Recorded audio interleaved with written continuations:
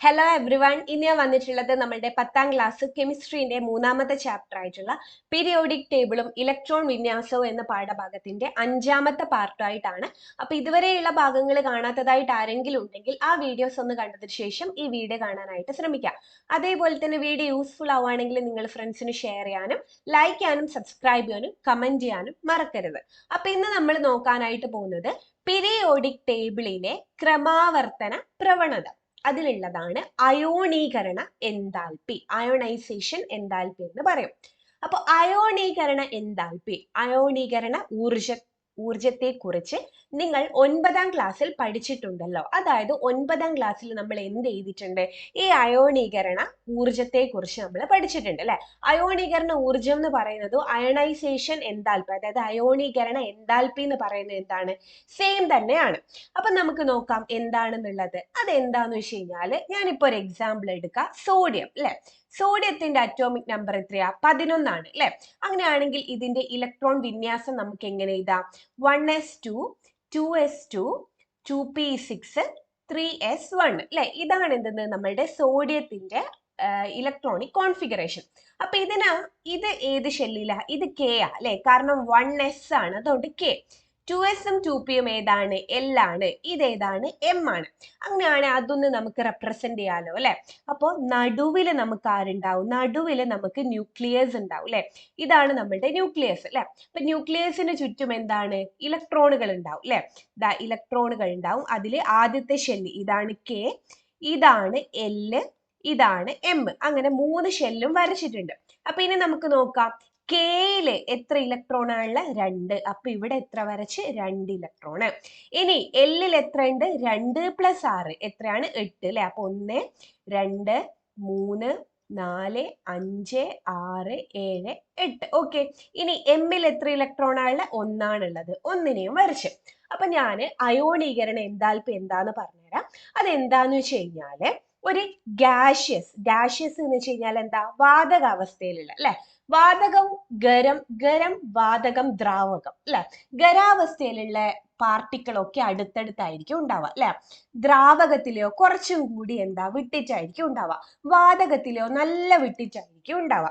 അങ്ങനെയുള്ള എന്താണ് ഒരാറ്റത്തിനാണ് നമ്മൾ ഇവിടെ എടുത്തിട്ടുള്ളത്. അതെന്തിനായിരിക്കും നമ്മൾ ആ ഒരു വാതകാവസ്ഥയിലുള്ള ഒരു ആറ്റത്തിനെ തന്നെ എടുത്തിട്ടുള്ളത്? അത് വേറൊന്നും കൊണ്ടല്ല. വാതകത്തിലാണെങ്കിൽ നമ്മൾ പാർട്ടിക്കിൾസ് അല്ലെ, കണികകളൊക്കെ ദൂരെ ആയിരിക്കും. ദൂരെ ആണെങ്കിൽ ബാക്കിയുള്ള കണികകളുമായിട്ടുള്ള ആ ഒരു കൂട്ടിമുട്ടൽ അതൊക്കെ എന്താ? കുറവായിരിക്കും അല്ലെ. അപ്പൊ നമുക്ക് ക്ലിയർ ആയിട്ട് ആ ഒരു ആറ്റത്തിനെ പറ്റി പഠിക്കാനും പറയാനും പറ്റും. അതുകൊണ്ടാണ് നമ്മൾ എങ്ങനത്തെ എടുത്തിട്ടുള്ളത്? വാതകാവസ്ഥയിലുള്ള എടുത്തിട്ടുള്ളത്. ഇപ്പൊ സോഡിയം എന്ന് പറയുന്ന ഒരു വാതകാവസ്ഥയിലുള്ള ഞാൻ എടുത്തെന്ന് വിചാരിക്കുക കേട്ടോ. ഒരു എക്സാമ്പിൾ മാത്രമാണ് എടുത്തതെന്ന് വിചാരിക്കാം. എന്നിട്ട് നിങ്ങൾ നോക്കാം, ഏറ്റവും പുറത്തുള്ള അല്ലെ, ഏറ്റവും ബാഹ്യമായ ഷെല്ല് ഇവിടെ ഏതാ? നമ്മളുടെ എം അല്ലേ ഉള്ളത്? നോക്ക്, ഏറ്റവും പുറത്തുള്ളത് എം ആ അല്ലെ. അതിൽ എത്ര ഇലക്ട്രോണുകളെ നിങ്ങൾക്ക് കാണാനായിട്ട് പറ്റും? ഇവിടെ ഒരു ഇലക്ട്രോണെ നിങ്ങൾക്ക് കാണാനായിട്ട് പറ്റും.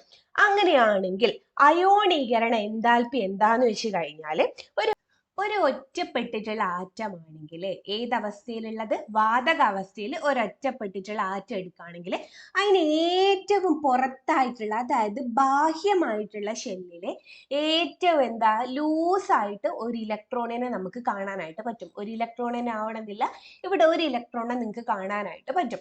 അങ്ങനെയാണെങ്കിൽ ഈ ഇലക്ട്രോണിനെ നീക്കം ചെയ്യാൻ ആവശ്യമായി, ഈ ഇലക്ട്രോണിനെ ഇവിടെ നിന്ന് എന്താ നീക്കം ചെയ്യാൻ ആവശ്യമായ ഏറ്റവും കുറഞ്ഞ ഊർജം, ഒരു ഇലക്ട്രോൺ ബാഹ്യമായിട്ടുള്ള ഈ ഒരു ഷെല്ലിൽ ഇലക്ട്രോൺ ഉണ്ടെങ്കിൽ ആ ഇലക്ട്രോണിനെ നീക്കം ചെയ്യാനായിട്ടുള്ള ആവശ്യമായിട്ടുള്ള ഏറ്റവും കുറഞ്ഞ ഊർജം ഉണ്ടാവല്ലോ, ആ ഊർജത്തിനെയാണ് നമ്മൾ എന്ത് പറയുന്നത്? അയോണീകരണ എൻതാൽപ്പി. എന്താണ്? അയോണീകരണ എൻതാൽപ്പി. അപ്പൊ അത് നമുക്ക് ഡെഫിനിഷൻ ആയിട്ട് എന്താ നോക്കാം. വാതകാവസ്ഥയിലുള്ള ഒറ്റപ്പെട്ട ഒരു ആറ്റത്തിന്റെ ബാഹ്യതമ ഷെല്ല് എന്ന് വെച്ച് കഴിഞ്ഞാൽ ഏറ്റവും പുറത്തുള്ള ഷെല്ലില് ഏറ്റവും ദുർബലമായി ബന്ധിപ്പിച്ചിരിക്കുന്ന, ഏറ്റവും ദുർബലമായിട്ട് എന്ന് പറഞ്ഞു കഴിഞ്ഞാൽ എന്താ? ദുർബലം അല്ലെ. ദുർബലം എന്ന് വെച്ച് കഴിഞ്ഞാൽ അത്ര സ്ട്രോങ് ഒന്നല്ല, അത്രയും ലൂസായിട്ട് ബന്ധിപ്പിച്ചിരിക്കുന്ന ഇലക്ട്രോണിനെ നീക്കം ചെയ്യാൻ അല്ലെ, ഏറ്റവും ലൂസായിട്ട് ബന്ധിപ്പിച്ചിട്ടുള്ള ആ ഒരു ഇലക്ട്രോണിനെ നീക്കം ചെയ്യാൻ ആവശ്യമായ ഏറ്റവും കുറഞ്ഞ ഊർജമാണ് ആ മൂലകത്തിന്റെ അയോണീകരണ എൻതാൽപ്പി എന്ന് പറയുന്നത്. ക്ലിയർ ആണല്ലോ? അപ്പൊ അയോണീകരണ എൻതാൽപ്പി എന്താണ് നിങ്ങൾക്ക് മനസ്സിലായി. അപ്പൊ നോക്കാം, ഒരു ഗ്രൂപ്പിൽ മുകളിൽ നിന്ന് താഴേക്ക് വരുമ്പോൾ അയോണീകരണ എൻതാൽപ്പിക്ക് ഉണ്ടാകുന്ന മാറ്റം എപ്രകാരമായിരിക്കുമെന്ന് പീരിയോഡിക് ടേബിളിന്റെ സഹായത്തോടെ നമുക്ക് പരിശോധിക്കാമെന്നാണ് പറഞ്ഞിട്ടുള്ളത്. അപ്പൊ നമുക്കൊന്ന് പീരിയോഡിക് ടേബിളിലേക്ക് പോവാം. പീരിയോഡിക് ടേബിൾ വെച്ച് ഞാൻ കുറച്ച് കാര്യങ്ങൾ നിങ്ങൾക്ക് പറഞ്ഞുതരാം. അപ്പൊ ഇതാണ് നമ്മളുടെ പീരിയോഡിക് ടേബിൾ അല്ലെ. അപ്പൊ നമുക്ക് എത്ര ഗ്രൂപ്പുകൾ ഉണ്ടായിരുന്നു? ഗ്രൂപ്പുകൾ എന്താ? യെസ്, ഇങ്ങനെ അല്ലെ, ഇങ്ങനെ ഉള്ളതിനെയാണ് നമ്മൾ ഗ്രൂപ്പുകൾ എന്ന് പറയാം അല്ലെ. അങ്ങനെയാണെങ്കിൽ ഒന്നാമത്തെ മുതൽ എവിടം വരെ ഉണ്ട്? 18ാമത്തെ വരെ നമുക്ക് ഗ്രൂപ്പുകൾ ഉണ്ട്. അതായത് 18 ഗ്രൂപ്പുകളാണ് നമുക്കുള്ളത് അല്ലെ.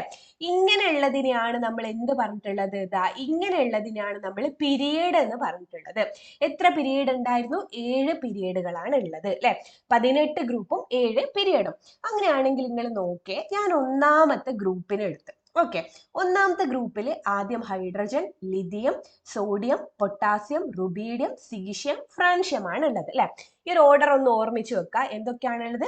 ഹൈഡ്രജൻ ഉണ്ട്, ലിഥിയം ഉണ്ട്, സോഡിയം ഉണ്ട്, പൊട്ടാസ്യം ഉണ്ട്, റുബീഡിയം ഉണ്ട്, സീഷ്യം ഉണ്ട്, ഫ്രാൻഷ്യം ഉണ്ട്. ഓക്കെ, അപ്പൊ ഇത്രയും ഉണ്ട്. അങ്ങനെയാണെങ്കിൽ നമുക്ക് ഇതിന്റെ ഒക്കെ എന്ത് എഴുതി നോക്കാം? ഒന്ന് ഇലക്ട്രോൺ വിന്യാസം ഒന്ന് എഴുതി നോക്കാം. അതിനുവേണ്ടി ഞാൻ ഇതൊന്ന് മായ്ക്കുന്നുണ്ട്. ഓക്കെ, അപ്പോൾ ഈ സൈഡിൽ എഴുതി ഈ ഒരു ശരിയായിട്ട് സംഭവമില്ല, അതും കൂടി ഒന്ന് മായച്ചിട്ട് നമുക്കൊന്ന് സൈഡിൽ നിന്ന് സ്റ്റാർട്ട് ചെയ്യാം. ഓക്കെ, അപ്പൊ ഹൈഡ്രജന്റെ അറ്റോമിക് നമ്പർ എത്ര? 1 ആണ്. അങ്ങനെയാണെങ്കിൽ എങ്ങനെ എഴുതാം? 1s1 അല്ലെ. ലിഥിയത്തിന്റെയോ? ലിഥിയത്തിന്റെ 3 ആണ്. എങ്ങനെ എഴുതാം? 1s2 2s1 അല്ലെ. അടുത്ത സോഡിയം, സോഡിയത്തിന്റെ എത്രാമത്തതാ? 11 ആണ് അല്ലെ. സോഡിയം 11 ആണ്. 1s2 2s2 2p6 3s1. അടുത്തതാണ് പൊട്ടാസ്യം, പൊട്ടാസ്യം എത്രാമത്തതാ? 19ാമത്തെ ആണ് അല്ലെ. അപ്പൊ 1s2 2s2 2p6 10 വരെയായി, 3s2 3p6 അല്ലെ. ഇപ്പൊ എത്രയും 10ഉം 18 ആയിക്കല്ലേ. ഇനി ഒന്നും കൂടി വേണം അല്ലെ. 3d ആണോ വരിക? അല്ല, 4s1 ആണ് വരിക. അപ്പോ ഇനി എന്താ? റുബീഡിയം ഉണ്ട്, സീഷ്യം ഉണ്ട്, ഫ്രാൻഷ്യം ഉണ്ട്. അതിലേക്കൊന്നും നമുക്ക് കടക്കണ്ട. ഞാൻ ഇവിടുന്ന് നിങ്ങൾക്ക് ഒരു ഐഡിയ മനസ്സിലാക്കി തരാം.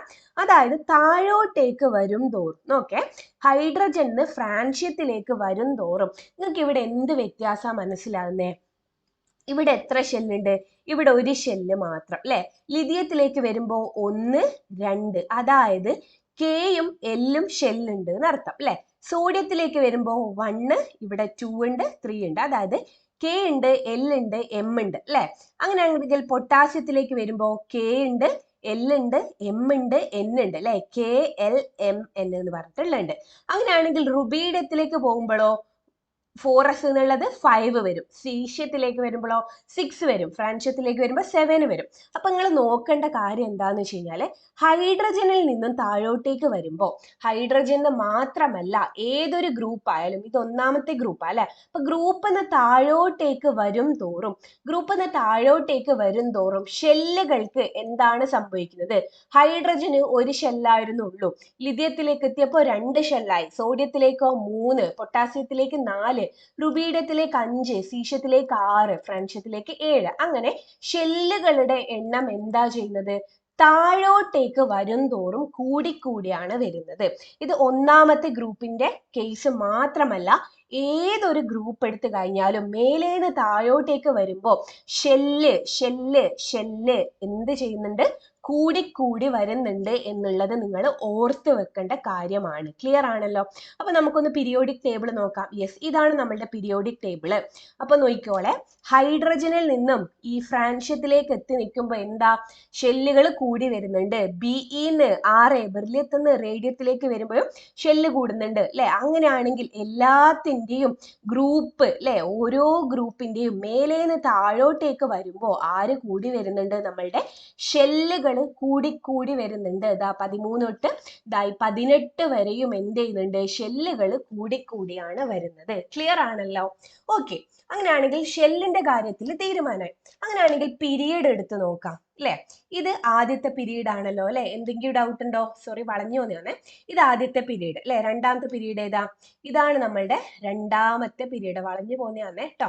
അങ്ങനെ മൂന്നാമത്തെ പീരീഡ് ഇങ്ങനെ പോവും, ഇത് നാലാമത്തെ, അങ്ങനെ അങ്ങനെ പോവും. അങ്ങനെയാണെങ്കിൽ പീരീഡ് അല്ലെ? പീരീഡ് ഇത് ഏതാ വശം? ഇത് ലെഫ്റ്റ് ആണ് അല്ലെ? ഇത് ഏതാ വശം?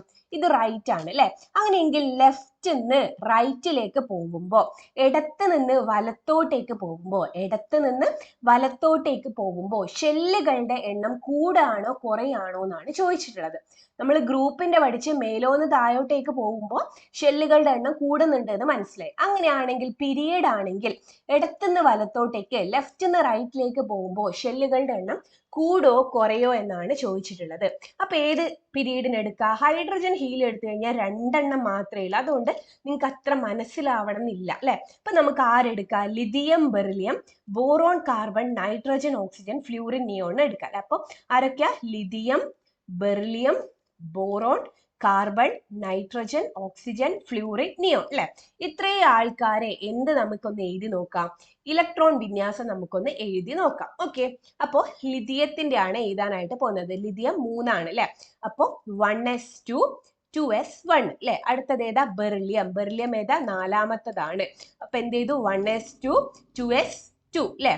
അടുത്തത് ബോറോൺ 5 ആണ്. 1s2 2s2 2p1 വരും അല്ലെ? ബോറോൺ. കാർബൺ 6 ആണ്. എങ്ങനെ വരും? 1s2 2s2 2p2. അടുത്തത് nitrogen 7ാമത്തതാണ്. 1s2 2s2 2p2 2p2 ആണോ? 2p3 വരും അല്ലെ? 3 + 2 7 വരും. അടുത്തതാണ് ഓക്സിജൻ 8ാമത്തത്. 1s2 2s2 2p4 വരും. അടുത്തത് ഫ്ലൂറിൻ. ഫ്ലൂറിൻ 9ാമത്തതാണ്. അപ്പൊ 1s2 2s2 2p5 അല്ലെ? ലാസ്റ്റ് വൺ നിയോൺ 10ാമത്തതാണ്. എങ്ങനെ എഴുതാം? 1s2 2s2 2p6 എന്ന് എഴുതാം.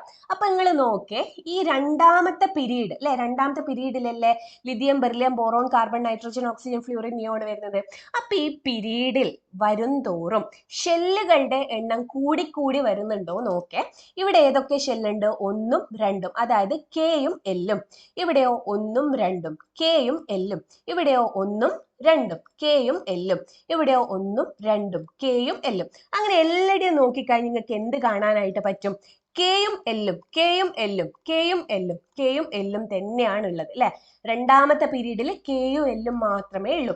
ഇനിയിപ്പം നമ്മൾ നേരെ മറിച്ച് മൂന്നാമത്തെ period sodium, magnesium, aluminium, silicon, phosphorus, sulphur, chlorine, argon ഇവരൊക്കെ എടുക്കുകയാണെങ്കിലോ കെയും എല്ല് മാത്രമായിരിക്കില്ല, കെയിലും എം ഉണ്ടാവും.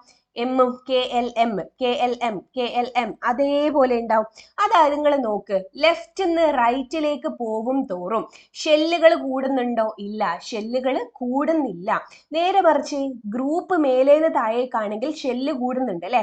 ഹൈഡ്രജൻ ആണെങ്കിൽ 1 ഷെല്ല്, ലിഥിയത്തിലേക്ക് എത്തുമ്പോൾ 2 ഷെല്ല്, സോഡിയത്തിലേക്ക് എത്തുമ്പോൾ 3 ഷെല്ല്, പൊട്ടാസ്യത്തിലേക്കാണെങ്കിൽ 4 ഷെല്ല് വരെ എത്തി നിന്നിട്ടുണ്ടായിരുന്നു അല്ലെ? പക്ഷെങ്കിൽ ഇവിടെയോ നമ്മൾ ലെഫ്റ്റ് നിന്ന് റൈറ്റിലേക്ക് പോകുമ്പോൾ ഷെല്ലുകളൊന്നും മാറുന്നില്ല, അത് സെയിം ആയിട്ടാണ് നിൽക്കുന്നത്. ഞാൻ രണ്ടാമത്തെ പീരീഡ് എടുത്ത എക്സാമ്പിൾ കാണിച്ചെന്ന് മാത്രം കേട്ടോ. ഷെല്ലുകൾക്ക് എന്തില്ല? വ്യത്യാസം ഇല്ല എന്നുള്ളത് നിങ്ങൾക്ക് മനസ്സിലായല്ലോ അല്ലെ? ഓക്കെ, അങ്ങനെയാണെങ്കിൽ ഇനിയും കുറച്ചും കൂടി കാര്യം പറഞ്ഞുതരാം. അതായത് നമുക്ക് ഒരു എക്സാമ്പിൾ എടുക്കാം. സോഡിയം തന്നെ അല്ലെ? സോഡിയം 11. എങ്ങനെ എഴുതാം? 1s2 2s2 2p6 3s1. Okay, ഇതിനെ ഞാൻ ഇങ്ങനെ നമ്മളുടെ ഷെൽ വൈസ് ആയിട്ട് വരക്കുകയാണെങ്കിൽ നടുവിൽ ന്യൂക്ലിയസ് ഉണ്ടാവും. അപ്പൊ ഞാൻ ചോദിക്കട്ടെ, ന്യൂക്ലിയസിന്റെ ചാർജ് എന്തായിരിക്കും? ന്യൂക്ലിയസിന്റെ ചാർജ് എന്തായിരിക്കും? ന്യൂക്ലിയസിന്റെ ചാർജ് എന്തായിരിക്കും? പോസിറ്റീവ് ആയിരിക്കും. അതായത് പോസിറ്റീവ് ആയിട്ടുള്ള ആൾക്കാരെ നമ്മൾ വിളിക്കുന്ന പേര് പ്രോട്ടോണുകൾ എന്നാ അല്ലെ? അപ്പൊ പ്രോട്ടോണുകളെ ഒക്കെ ഈ നടുവിൽ ന്യൂക്ലിയസിലായിരിക്കും ഉണ്ടാവുക. പിന്നെ ഈ നെഗറ്റീവ് ആയിട്ടുള്ള ഇലക്ട്രോണുകളൊക്കെയാണ് നമ്മളുടെ ഷെല്ലുകളിൽ ഇങ്ങനെ കറങ്ങി കളിക്കുന്ന ആൾക്കാര്. നമ്മളുടെ ഷെല്ലിൽ കറങ്ങി കളിക്കുന്ന ആരാണ്? നമ്മളുടെ പ്രോട്ടോണുകളാണ്. ക്ലിയർ ആണല്ലോ? അങ്ങനെയെങ്കിൽ നടുവിൽ ആരാണത്? പോസിറ്റീവ് ചാർജ് ഉണ്ടാവും. ഓർബിറ്റിൽ അല്ലെ ഷെല്ലിൽ ഇങ്ങനെ കറങ്ങുന്നതാണ് നമ്മളുടെ ഇലക്ട്രോൺ അല്ലെ? അപ്പൊ ഒന്നാമത്തെ ഷെല്ലിൽ 2 ഇലക്ട്രോൺ. ഓക്കെ, അത് വരച്ച്. രണ്ടാമത്തെ ഷെല്ലിൽ 6 + 2 8 ആള്. അപ്പൊ 2 4 6 8. മൂന്നാമത്തേല് ഒരാളും. ഇങ്ങനെ ഞാൻ വരച്ചു വെച്ചിട്ടുണ്ട്. അങ്ങനെയാണെങ്കിൽ നിങ്ങൾ നോക്കേ, ഇവിടെ എന്താ ശ്രദ്ധിക്കേണ്ടതെന്ന് വെച്ച് കഴിഞ്ഞാല് ഇവിടെ പോസിറ്റീവ് ചാർജ് ഉണ്ട്. അങ്ങനെയാണെങ്കിൽ ഇതിൽ ഒന്നാമത്തെ ആണോ രണ്ടാമത്തെ ആണോ മൂന്നാമത്തെ ഷെല്ലിലെയാണോ ഇലക്ട്രോണിന് കുറച്ച് ഡിസ്റ്റൻസ്, ഈ ന്യൂക്ലിയസ് ആയിട്ട് കുറച്ച് ഡിസ്റ്റൻസ് ആർക്കാ? യെസ്, ഒന്നാമത്തേനാണ് അല്ലെ, ഒന്നാമത്തെ ആണ് ന്യൂക്ലിയസ് ആയിട്ട് അടുത്തുള്ളത്. അങ്ങനെയാണെങ്കിൽ ഞാൻ ചോദിക്കട്ടെ, ഈ ഇലക്ട്രോണിനെ പിടിച്ചു വലിക്കുക, അതായത് ഒരു ഫോഴ്സ് ഉണ്ടാവുമല്ലോ, ബലം അല്ലെ, ന്യൂക്ലിയസിന്റെ ഫോഴ്സ് അല്ലെ, ന്യൂക്ലിയസിന്റെ ആകർഷണ ബലം ഒന്നാമത്തേലാണോ രണ്ടാമത്തേലാണോ മൂന്നാമത്തേലാണോ കൂടുതൽ ഉണ്ടാവുക? യെസ്, ഒന്നാമത്തേലായിരിക്കും. കാരണം എന്താ, ഇപ്പൊ ഞാൻ ഇവിടെ ഒരു മുട്ടസൂചിയും വെച്ച് ഇവിടെ ഒരു കാന്തവും വെച്ച് അല്ലെ, അപ്പൊ അടുത്തുള്ളത് കൊണ്ട് വേഗം ആകർഷിക്കും. ഇനിയിപ്പൊ ഇവിടെ മുട്ടസൂചി വെച്ച് ഇവിടെ ഞാൻ കാന്തം വെച്ച്, അങ്ങനെയാണ് ഇതിനെ ആകർഷിക്കാൻ പെട്ടെന്ന് പറ്റുമോ? ഇല്ല അല്ലെ. അതേപോലെ തന്നെയാണ് ഇവിടെയും അല്ലെ, ന്യൂക്ലിയസ് ഇവിടെ തന്നെയാണ് ഉള്ളത്, ന്യൂക്ലിയസ് ആണ് ഇവിടെ ഉള്ളത്. ഒന്നാമത്തേലുള്ള ഇലക്ട്രോണിനെ ആകർഷിക്കുക എന്ന് പറയുന്നത് അല്ലെ, എന്താ ബലം എന്തിരിക്കും? കൂടുതലായിരിക്കും അല്ലെ. രണ്ടാമത്തേലോ ഒന്നാമത്തേനേക്കാൾ കുറവായിരിക്കും. അങ്ങനെയാണെങ്കിൽ മൂന്നാമത്തേലോ ആകർഷണ ബലം തീരെ ഇല്ല എന്ന് പറയാൻ പറ്റുമോ? അങ്ങനെ പറയാൻ പറ്റൂല. ആകർഷണ ബലം ഉണ്ട്, പക്ഷെങ്കിൽ എന്താ, കുറവാണ് എന്ന് നമുക്ക് പറയാനായിട്ട് പറ്റും. ക്ലിയർ ആണല്ലോ അല്ലെ. എന്താണ്, ആകർഷണ ബലം കുറവാണ് എന്ന് നമുക്ക് പറയാനായിട്ട് പറ്റും. അപ്പോൾ ന്യൂക്ലിയസിൽ ആരാ ഉണ്ടാവുക? പോസിറ്റീവ് ആണ് ഉണ്ടാവുക. അപ്പൊ ന്യൂക്ലിയസിന്റെ ചാർജ് എന്താ, പോസിറ്റീവ് ആയിരിക്കും. അപ്പൊ ഇതിനെയാണ് നമ്മൾ എന്ത് പറയുന്നത്? ന്യൂക്ലിയർ ചാർജ് എന്ന് പറയുന്നത്. ന്യൂക്ലിയർ ചാർജ് എന്ന് പറയുന്നത്. ക്ലിയർ ആണല്ലോ അല്ലെ. ഓക്കെ, അങ്ങനെയെങ്കിൽ നമുക്ക് നമ്മളുടെ പാഠഭാഗത്തിലേക്ക് പോവാം. ഇത്രയും കാര്യം മനസ്സിൽ വെച്ചിട്ട് വേണം നിങ്ങൾ എന്ത് ചെയ്യാനായിട്ട്, നമുക്ക് ഇനി കുറച്ച് ക്വസ്റ്റ്യൻസ് ഒക്കെ ചെയ്യാനുണ്ട്, ആ ക്വസ്റ്റ്യൻസ് ഒക്കെ ചെയ്യാനായിട്ട്.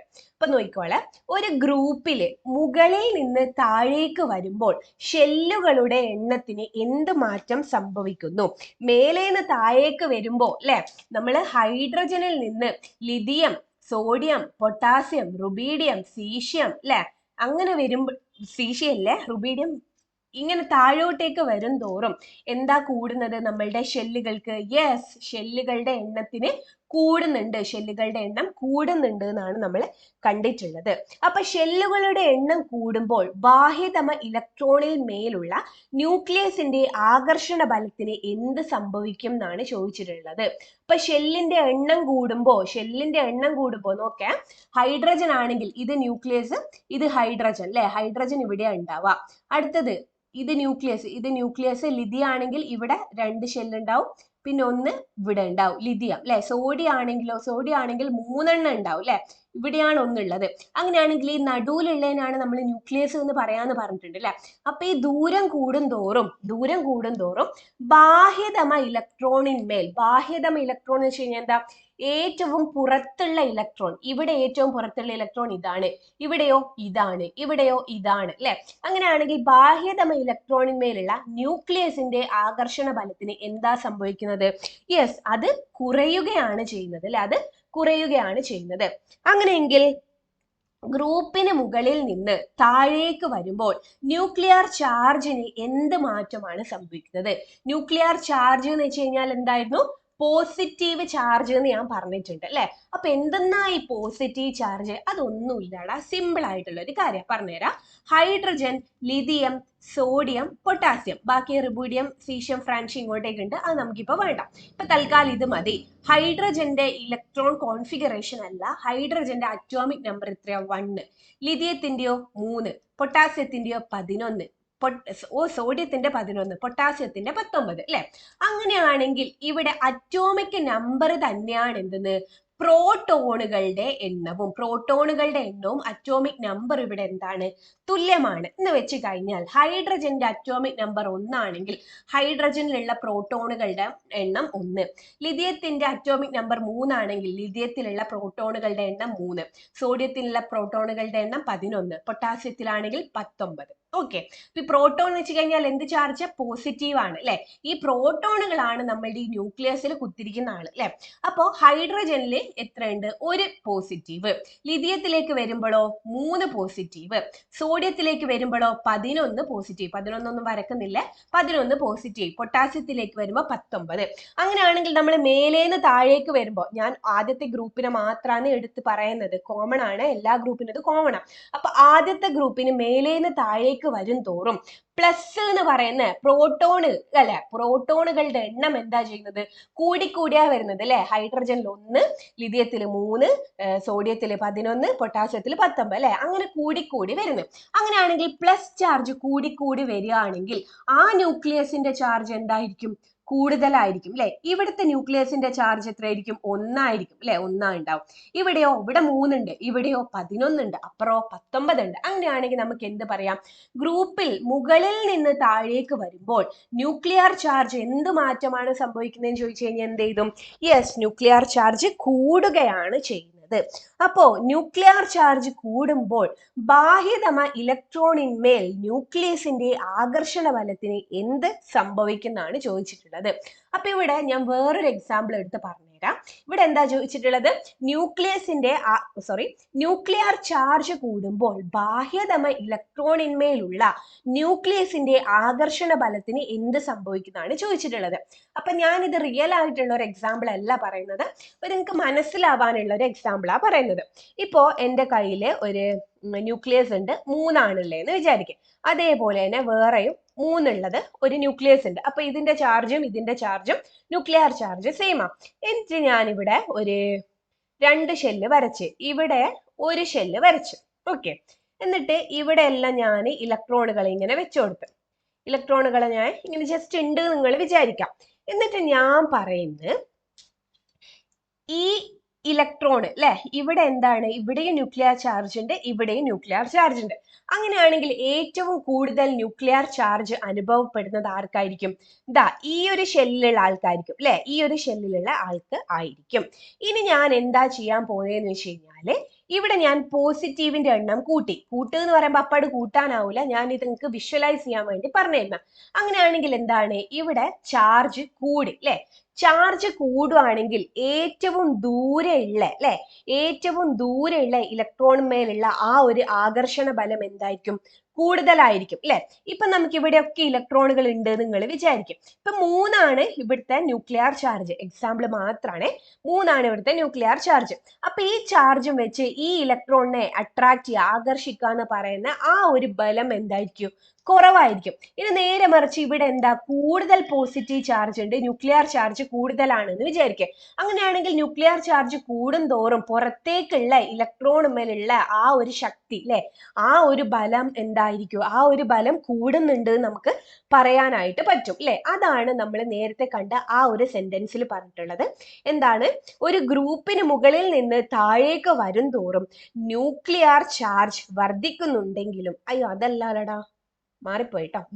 ന്യൂക്ലിയർ ചാർജ് കൂടുമ്പോൾ ബാഹ്യതമ ഇലക്ട്രോണിന്മേലുള്ള ന്യൂക്ലിയസിന്റെ ആകർഷണ ബലത്തിന് എന്ത് സംഭവിക്കും അല്ലെ. ന്യൂക്ലിയർ ചാർജ് കൂടുന്തോറും പുറത്തേക്കുള്ള ഏറ്റവും പുറത്തുള്ള ആ ഇലക്ട്രോണിന്മേലുള്ള ആകർഷണ ബലത്തിന് എന്താ സംഭവിക്കുക? ആ ആകർഷണ ബലം കൂടുകയാണ് ചെയ്യുന്നത്. അങ്ങനെയെങ്കിൽ ഒരു ഗ്രൂപ്പിന് മുകളിൽ നിന്ന് താഴേക്ക് വരും തോറും ന്യൂക്ലിയർ ചാർജ് വർദ്ധിക്കുന്നുണ്ടെങ്കിലും അതിന്റെ സ്വാധീനത്തെ മറികടക്കുന്ന വിധത്തിൽ ഷെല്ലുകളുടെ എണ്ണം കൂട്ടുന്നു അല്ലെ. താഴോട്ടേക്ക് വരും തോറും ന്യൂക്ലിയർ ചാർജ് കൂടുന്നുണ്ട് അല്ലെ. 1, 3, 11, 19 എന്ന് പറഞ്ഞിട്ട് എന്താ? ന്യൂക്ലിയസിന്റെ ചാർജ് കൂടുന്നുണ്ട്. ആ ന്യൂക്ലിയസിന്റെ ചാർജ് കൂടുന്നത് എന്താണ്? ആ ഒരു ന്യൂക്ലിയർ ചാർജ് കൂടുന്നുണ്ടെങ്കിൽ അതിന്റെ ആ സ്വാധീനത്തെ നമുക്ക് ഇല്ലാണ്ടാക്കാൻ വേണ്ടി ഇവിടെ എന്താ സംഭവിക്കുന്നത്? ഷെല്ലുകളുടെ എണ്ണം എന്ത് ചെയ്യുന്നുണ്ട്? കൂടിക്കൂടി വരുന്നുണ്ട് അല്ലെ. ഒരു ഗ്രൂപ്പിന് മുകളിൽ നിന്ന് താഴേക്ക് വരും തോറും ന്യൂക്ലിയർ ചാർജ് വർദ്ധിക്കുന്നുണ്ടെങ്കിലും, ന്യൂക്ലിയർ ചാർജ് താഴേക്ക് വർദ്ധിക്കുന്നുണ്ട്, അതിന്റെ സ്വാധീനത്തെ മറികടക്കുന്ന അല്ലെ. എന്തിനായിരിക്കും അതിന്റെ സ്വാധീനത്തെ മറികടക്കുന്നത്? അതിനല്ലേടോ നമ്മൾ പറഞ്ഞത് അയോണൈസേഷൻ എൻതാൽപ്പി, ഏറ്റവും ബാഹ്യമായിട്ടുള്ള ഇലക്ട്രോണിനെ റിമൂവ് ആക്കണം അല്ലെ. അതിനെയും കൂടി ഈ ന്യൂക്ലിയസ് ഇങ്ങനെ പിടിച്ചു വെക്കുകയാണെങ്കിൽ അതിനെ റിമൂവ് ആക്കാൻ പറ്റുമോ? ഇല്ല. അങ്ങനെ ആ ഒരു ന്യൂക്ലിയർ ചാർജിനെ മറികടക്കാൻ വേണ്ടിയിട്ട് അല്ലെ എന്താണ്? ഷെല്ലിന്റെ എണ്ണം കൂട്ടുന്നത്. ദൂരോട്ടേക്ക് പോവും തോറും എന്താ? ആ ഒരു ഇലക്ട്രോണുമേൽ ഷെല്ലിലേക്കുള്ള ആ ഒരു ബലം എന്ന് പറയുന്നത് കുറഞ്ഞു കിട്ടും. അങ്ങനെയെങ്കിൽ ബാഹ്യതമ ഇലക്ട്രോണിനെ വിട്ടുകൊടുക്കാനുള്ള സാധ്യത ഗ്രൂപ്പിൽ താഴേക്ക് വരുമ്പോൾ കൂടുമോ അതോ കുറയുമോ എന്നാണ് ചോദിച്ചിട്ടുള്ളത്. നോക്ക്, അങ്ങനെയെങ്കിൽ ബാഹ്യതമ ഇലക്ട്രോണിനെ വിട്ടുകൊടുക്കാനുള്ള സാധ്യത ഗ്രൂപ്പിന് താഴേക്ക് വരുമ്പോൾ കൂടുമോ അതോ കുറയുമോ അല്ലെ? ആദ്യത്തേതാണെങ്കിൽ ദാ ഒരു ഷെല്ലില് ഒരു ഇലക്ട്രോണ്, രണ്ടാമത്തെയോ 2 ഷെല്ല്, മൂന്നാമത്തെയോ 3 ഷെല്ല്, നാലാമത്തെയോ 4 ഷെല്ലുകൾ അല്ലെ? അങ്ങനെ അല്ലെ? അങ്ങനെയാണെങ്കിൽ ന്യൂക്ലിയസ് ഒക്കെ നടുവിലാ ഉണ്ടാവുക, എനിക്ക് പുറത്ത് ഒരു ഇലക്ട്രോൺ ഉണ്ട് എന്ന് വിചാരിക്കും. അങ്ങനെയാണെങ്കിൽ ഈ ഇലക്ട്രോണും ഈ ഒരു ന്യൂക്ലിയസും തമ്മിൽ ബന്ധം കൂടുതലോ കുറവോ ഉണ്ടാവുക? ബന്ധം കുറവായിരിക്കും, കാരണം ദൂരെയാണുള്ളത്. ദൂരെയാണെങ്കിൽ ഇതിനെ വിട്ട് കൊടുക്കാൻ എന്താ എളുപ്പമായിരിക്കും അല്ലെ? അങ്ങനെയാണെങ്കിൽ ഇവിടെ എന്ത് പറയാം? അങ്ങനെയെങ്കിൽ ബാഹ്യതമ ഇലക്ട്രോണിനെ വിട്ടുകൊടുക്കാനുള്ള സാധ്യത താഴേക്ക് വരുമ്പോൾ കൂടുകയോ കുറയോ ചെയ്യാം? വേഗം വിട്ടുകൊടുക്കാനാവും അല്ലെ? താഴോട്ടേക്ക് വരുംതോറും ആ ഒരു ന്യൂക്ലിയസും ആ ഒരു ഇലക്ട്രോണും തമ്മിൽ ആ ഒരു ബലം എന്ന് പറയുന്നത്, ആകർഷണ ബലം എന്തായിരിക്കും? കുറവായിരിക്കും. അങ്ങനെയാണെങ്കിൽ വിട്ടുകൊടുക്കൽ എന്താ വേഗം തന്നെ നടക്കാനായിട്ട് സാധിക്കും അല്ലെ? ആ വിട്ടുകൊടുക്കലിനെയാണ് നമ്മൾ എന്ത് അയോണീകരണ എൻതാൽപ്പി എന്ന് പറഞ്ഞിട്ടുള്ളത് അല്ലെ? നോക്കാം, ഒരു ഗ്രൂപ്പിൻ മുകളിൽ നിന്ന് താഴേക്ക് വരും തോറും അയോണീകരണ എൻതാൽപ്പി കുറയുന്നു. ഇതന്നെയാണ് തൊട്ട് മുന്നേ പറഞ്ഞത്. അയോണീകരണ എൻതാൽപ്പി കുറയുന്നു എന്ന് വെച്ച് കഴിഞ്ഞാൽ എന്താ? മേലെ ഒരു ഷെല്ല്, പിന്നെ 2 ഷെല്ല്, പിന്നെ 3 ഷെല്ല്, പിന്നെ 4 ഷെല്ല്, അങ്ങനെ ഷെല്ലുകളുടെ എണ്ണം കൂടി വരുന്നു അല്ലെ? അങ്ങനെയാണെങ്കിൽ ഇവിടെ ന്യൂക്ലിയസിന് അടുത്താണ് ഇലക്ട്രോൺ ഉള്ളത്. അപ്പൊ ഇതിനെ അടുത്തുള്ളേന അല്ലെ? ഇത് ന്യൂക്ലിയസ്, ഇത് ഇലക്ട്രോൺ ആണ് എന്ന് വിചാരിക്കുക. അപ്പൊ ന്യൂക്ലിയസിന് ഈ ഇലക്ട്രോൺ ആയിട്ട് ഭയങ്കര ബന്ധമായിരിക്കും അല്ലെ? ഇനിയിപ്പോ കുറച്ചും കൂടി ഇവിടെ ഇലക്ട്രോണുള്ള ബന്ധം കുറയും അല്ലെ? അങ്ങനെ ഷെല്ലുകളുടെ എണ്ണം കൂടുന്തോറും ബന്ധം കുറഞ്ഞാ വരുന്നത്. അങ്ങനെയാണെങ്കിൽ ഈ ഏറ്റവും ദൂരെ എവിടെയാ ഉണ്ടാവുക? നമ്മളുടെ ഗ്രൂപ്പിന് താഴെ ആയിട്ടാണ് ഉണ്ടാവുക അല്ലെ? അപ്പൊ ആ ഗ്രൂപ്പിന് താഴെ ആയിട്ടുള്ള ഏറ്റവും ദൂരെയുള്ള ആ ഇലക്ട്രോണിനെ പിടിച്ചു വെക്കൽ കൂടുതലോ കുറവോ ഉണ്ടാവുക? പിടിച്ചു വെക്കൽ കുറവായിരിക്കും അല്ലെ? ലൂസാക്കി വിടും അല്ലെ? ലൂസാക്കി വിടുമ്പോ ഈ ഇലക്ട്രോണിനെ റിമൂവ് ആക്കി കളയാൻ, ഈ ഇലക്ട്രോണിനെ വിട്ട് കളയാൻ വേണ്ടിയിട്ട് കൂടുതലാണോ കുറവാണോ എനർജി വേണ്ടേ? കുറച്ചാ എനർജി വേണ്ടു അല്ലെ? ലൂസായിട്ടാണ് നിൽക്കുന്നത്, അതുകൊണ്ട് വേഗം തന്നെ റിമൂവ് ആക്കി കളയാനായിട്ട് പറ്റും. ആ റിമൂവ് ആക്കുന്നതിനെയാണ് നമ്മൾ അയോണീകരണ എൻതാൽപ്പി എന്ന് പറഞ്ഞിട്ടുള്ളത്. അങ്ങനെയാണെങ്കിൽ ഒരു ഗ്രൂപ്പില് മുകളിൽ നിന്ന് താഴേക്ക് വരും തോറും അയോണീകരണ എൻതാൽപ്പി എന്ത് ചെയ്യുന്നുണ്ട്? കുറയുന്നുണ്ട്. അയോണീകരണ എൻതാൽപ്പി കുറയുന്നുണ്ട്. ക്ലിയർ ആണല്ലോ? അങ്ങനെയെങ്കിൽ ഒരു പീരീഡിൽ അയോണീകരണ എൻതാൽപ്പിക്ക് ഉണ്ടാകുന്ന മാറ്റം എന്തായിരിക്കുമെന്ന് നമുക്ക് നോക്കാം. ഓക്കെ, യെസ്, നോക്കാം. പീരീഡിൽ ഇടത്ത് നിന്ന് വലത്തോട്ടേക്ക് പോകും തോറും ഷെല്ലുകളുടെ എണ്ണത്തിൽ എന്തെങ്കിലും മാറ്റം ഉണ്ടോ എന്നാണ് ചോദിച്ചിട്ടുള്ളത്. എന്താ മാറ്റം ഉണ്ടായിരുന്നോ? നമ്മൾ എന്താ ലിഥിയം തൊട്ടിട്ട് നിയോൺ വരെ നോക്കിയിട്ടുണ്ട്. എന്തെങ്കിലും മാറ്റം ഉണ്ടായിരുന്നോ? ഇല്ല അല്ലെ? ഒരു മാറ്റവും ഇല്ലായിരുന്നു. ന്യൂക്ലിയർ ചാർജ് കൂടുന്നുണ്ടോ? ന്യൂക്ലിയർ ചാർജ് എന്ന് വെച്ച് കഴിഞ്ഞാൽ എന്താ? പ്രോട്ടോണുകളുടെ എണ്ണം അല്ലെ? ലിഥിയത്തില് 3 അല്ലെ? ബെറിലിയത്തില് 4, boron 5, carbon 6, nitrogen 7, oxygen 8, fluorine 9, neon 10 അല്ലെ? എന്ന് വെച്ച് കഴിഞ്ഞാൽ എന്താ? 3 എന്ന് പറയുന്നതാണ് ലിഥിയത്തിന്റെ പ്രോട്ടോണുകളുടെ എണ്ണം. നിയോൺ ആണെങ്കിലോ 10 ആണ് പ്രോട്ടോണുകളുടെ എണ്ണം. അങ്ങനെയാണെങ്കിൽ ഇവിടെ പ്രോട്ടോണുകളുടെ എണ്ണം കൂടുന്നുണ്ട്. പ്രോട്ടോണുകളുടെ എണ്ണം കൂടുന്നുണ്ടെങ്കിൽ ന്യൂക്ലിയസിലെ ചാർജ് കൂടുന്നുണ്ട്. അങ്ങനെയാണെങ്കിൽ ഇവിടെ ഉണ്ട് അല്ലെ? ന്യൂക്ലിയർ ചാർജ് കൂടുന്നുണ്ട്. ഒരു പീരീഡിൽ ഇടത്ത് നിന്ന് വലത്തോട്ടേക്ക് പോകും തോറും ന്യൂക്ലിയർ ചാർജ് കൂടുന്നുണ്ടെങ്കിലും ഷെല്ലുകളുടെ എണ്ണം മാറ്റം വരുന്നില്ല അല്ലെ? ന്യൂക്ലിയർ ചാർജ് കൂടുന്നുണ്ട്, പക്ഷെ ഷെല്ലുകളുടെ എണ്ണത്തിന് എന്താ? മാറ്റം വരുന്നില്ല. അപ്പോ ബാഹ്യതമ ഇലക്ട്രോണിന്മേലുള്ള ന്യൂക്ലിയസിന്റെ ആകർഷണ ബലത്തിന് എന്ത് മാറ്റമാണ് ഉണ്ടാകുന്നതെന്നാണ് ചോദിച്ചിട്ടുള്ളത്.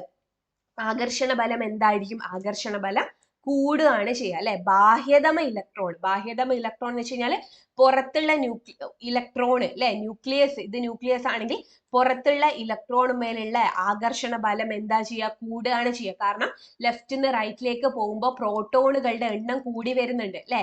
ഷെല്ല് കൂടുന്നുണ്ടോ? ഇല്ല, ഷെല്ല് അത്ര തന്നെയാണ് ഉള്ളത് അല്ലെ? ഷെല്ല് ലിഥിയത്തിന് 2 ഷെല്ലാണെങ്കിൽ നിയോണിനും എന്താ? 2 ഷെല്ലാണ് ഉള്ളത് അല്ലെ? നിയോണിനും 2 ഷെല്ല് തന്നെയാണ് ഉള്ളത്. പക്ഷെങ്കിൽ എന്താണ്? ഇവിടെ ലിഥിയത്തിന് 3 ആണ് ന്യൂക്ലിയർ ചാർജ് ഉള്ളെങ്കിൽ ഇവിടെ നിയോണിലേക്ക് എത്തുമ്പോൾ 10 ഉണ്ട് അല്ലെ? അങ്ങനെയാണെങ്കിൽ രണ്ടാമത്തെ ഷെല്ലിലേക്കുള്ള ആ ഒരു ചാർജ് എന്ന് പറയുന്നത് എന്താ? കൂടുകയല്ലേ ചെയ്യുന്നത്?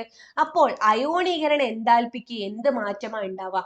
അപ്പൊ നല്ല ഫോഴ്സ് അല്ലെ? ഇവിടെ അല്ലെ? ലിഥിയത്തിലാണെങ്കിൽ ദാ 1 ഷെല്ല് 2 ഷെല്ല് അല്ലെ? ഇവിടെ 2 ഇലക്ട്രോൺ, ഇവിടെ 1 ഇലക്ട്രോൺ അല്ലെ?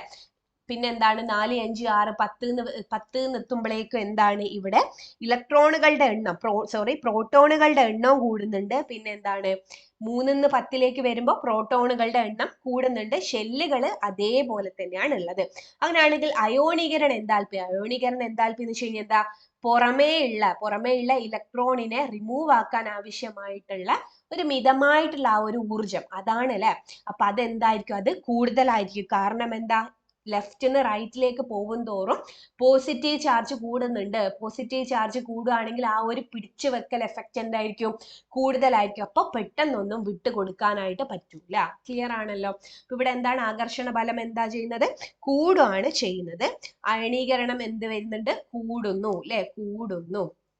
ഓക്കെ, അപ്പൊ ഒരു പീരിയഡിൽ ഇടത്ത് നിന്ന് വലത്തോട്ടേക്ക് പോകും തോറും ഷെല്ലുകളുടെ എണ്ണത്തിൽ മാറ്റം ഉണ്ടാകുന്നില്ല. ഓക്കെ, എന്നാൽ ന്യൂക്ലിയർ ചാർജ് ക്രമേണ കൂടുന്നുണ്ട്. ഷെല്ലിനൊരു മാറ്റവും ഇല്ല, പക്ഷെ ന്യൂക്ലിയർ ചാർജ് എന്ത് ചെയ്യുന്നുണ്ട്, കൂടുന്നുണ്ട്. ബാഹ്യതമ ഇലക്ട്രോണുകളിന്മേലുള്ള ന്യൂക്ലിയസിന്റെ ആകർഷണ ബലം എന്ത് ചെയ്യുന്നുണ്ട്, കൂടുന്നുണ്ട്. അതുകൊണ്ട് തന്നെ എന്താ, അതിനാൽ അയോണീകരണ എൻതാൽപ്പി കൂടുന്നു. താഴോട്ടേക്ക് പോകും തോറും, ഒരു ഗ്രൂപ്പിന് താഴോട്ടേക്ക് പോകും തോറും എന്താ സംഭവിക്കുന്നത്, ഷെല്ലുകൾ കൂടുന്നുണ്ട്, പിന്നെ എന്താണ്, ന്യൂക്ലിയർ ചാർജ് കൂടുന്നുണ്ട്. പക്ഷെങ്കിൽ എന്താ, നമ്മളുടെ അയോണീകരണ എൻതാൽപ്പി കുറയുകയാണ് ചെയ്യുന്നത്. പക്ഷെ പീരിയഡിലേക്ക് വരുമ്പോഴോ, ലെഫ്റ്റിന്ന് റൈറ്റിലേക്ക് പോകുമ്പോൾ ഷെല്ലുകൾക്ക് ഒന്നും സംഭവിക്കുന്നില്ല, ന്യൂക്ലിയർ ചാർജ് കൂടുന്നുണ്ട്, അയോണീകരണ എൻതാൽപ്പി കൂടുകയാണ് ചെയ്യുന്നത്. ക്ലിയർ ആണല്ലോ അല്ലെ. അപ്പൊ നമുക്ക് അടുത്ത കാര്യം എന്താ നോക്കാം. നെക്സ്റ്റ് വണ്, അയോണീകരണ എൻതാൽപ്പി പൊതുവെ കുറഞ്ഞ മൂലകങ്ങളുടെ സ്ഥാനം പീരിയോഡിക് ടേബിളിൽ എവിടെയായിരിക്കും എന്നാണ് ചോദിച്ചിട്ടുള്ളത്.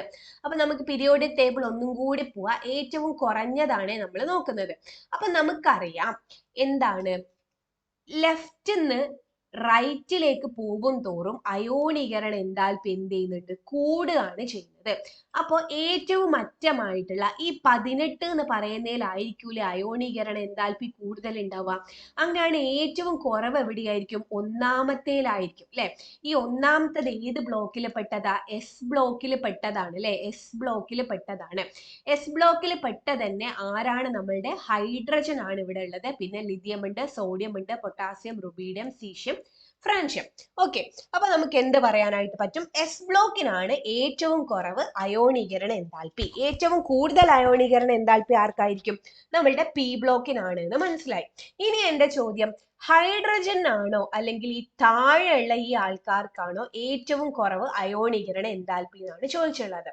ആർക്കായിരിക്കും, നമ്മൾ പഠിച്ചിട്ടുണ്ട് അല്ലെ, എന്താണ്, താഴോട്ടേക്ക് വരും തോറും അയോണീകരണ എൻതാൽപ്പി കുറഞ്ഞാണ് വരുന്നത്. അങ്ങനെയാണെങ്കിൽ ഏറ്റവും താഴെയുള്ള ഈ FrCS അല്ലെ, ഫ്രാൻഷ്യവും സീഷ്യത്തിനാണ് എന്ത്, അയോണീകരണ എൻതാൽപ്പി കുറവുണ്ടാവുക. നമുക്ക് എങ്ങനെ എഴുതാം, ഹൈഡ്രജൻ ആണ് ഇവിടെ ഒന്നാമത്തെ ബ്ലോക്കിൽ, ഹൈഡ്രജൻ ആണ് ഏറ്റവും കൂടുതൽ അയണൈസേഷൻ എൻതാൽപ്പി. കാരണം എന്താ, താഴോട്ടേക്ക് വരും തോറും, ഗ്രൂപ്പുകളിൽ താഴോട്ടേക്ക് വരും തോറും ഏറ്റവും താഴെയുള്ള ആൾക്കാർക്കായിരിക്കും എന്ത്, അയോണീകരണ എൻതാൽപ്പി കുറവ് ഉണ്ടാവുക. ക്ലിയർ ആണല്ലോ അല്ലെ. അപ്പൊ നമുക്ക് ആ ഒരു ഭാഗത്തിലേക്ക് പിന്നെയും ഒന്ന് നോക്കാം, എന്താ പറഞ്ഞിട്ടുള്ളത് ഒന്നും കൂടി നോക്കാം. ഓക്കെ, അപ്പോ യെസ്, അപ്പോ ടേബിളിൽ എവിടെയായിരിക്കും ഉണ്ടാവുക, യെസ്, ഒന്നാമത്തെ ഗ്രൂപ്പിലായിരിക്കും ഉണ്ടാവുക അല്ലെ, ഒന്നാമത്തെ ഗ്രൂപ്പില്. അപ്പൊ സീഷ്യം ഫ്രാൻഷ്യം കണ്ടില്ലേ, നമ്മളുടെ സീഷ്യം ഫ്രാൻഷ്യം അല്ലെ, ഇവിടെ ഹൈഡ്രജൻ, ലിഥിയം, സോഡിയം, പൊട്ടാസ്യം അല്ലെ, റുബീഡിയം, സീഷ്യം, ഫ്രാൻഷ്യം. ഹൈഡ്രജന് ഒന്നാമത്തെ ഗ്രൂപ്പിൽ ഹൈഡ്രജൻ ഏറ്റവും അയണൈസേഷൻ എൻതാൽപ്പി, ഫ്രാൻഷ്യത്തിനും സീഷ്യത്തിനും കുറവ്.